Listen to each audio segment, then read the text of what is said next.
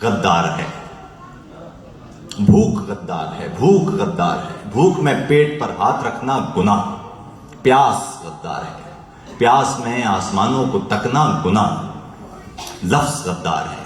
سچ میں لپٹے ہوئے جستجو کے نئے راستے کھولتے لفظ غدار ہے، سچ بھی غدار ہے، فہم و ادراک دیتا ہوا سچ کسی دوسرے ملک کا کوئی جاسوس ہے، خواب غدار ہے، خواب غدار ہے، زندگی کو نئی کروٹیں بخشنے والے سارے تصور، نئی جستجو کے قرینے، نئے راستے پر اٹھائے گئے سب قدم، سب سوالات غدار ہے، وقت غدار ہے، وقت کا ساز و آہنگ بھی اور نئی لے پہ اگتی صدائیں بھی غدار ہیں، بھوک کے راج پر،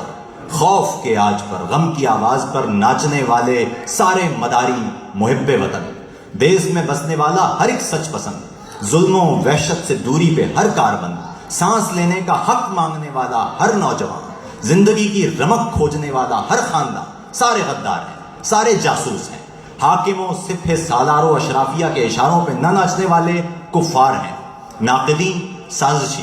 سوچنے والے گستاخ ہیں، اور وہ سارے قلمکار ایجنٹ ہیں جو نگوں سر نہیں، وہ جنہیں فطرت سبز نے جاں فشانی سے لوگوں کے چہروں پہ اگتی تھکن، وحشتیں، تیرگی، دور پرشور کی سچی تاریخ میں ٹانک دینے کی گستاخیوں کا جریدہ کیا، آیت مفلسی سے کوئی سرکشی، گنبد تشنگی پر شکایت کوئی،